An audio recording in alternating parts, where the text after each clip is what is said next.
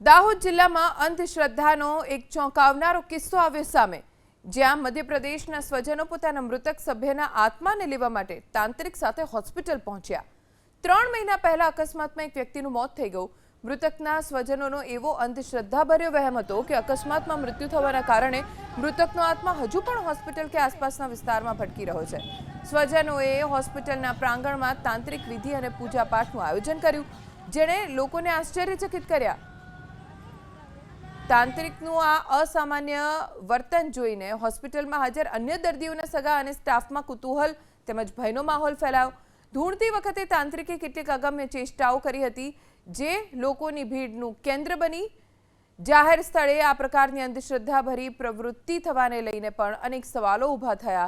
આધુનિક યુગમાં પણ અંધશ્રદ્ધાના મૂળ કેટલા ઊંડા છે તે ફરી એકવાર સાબિત થયું।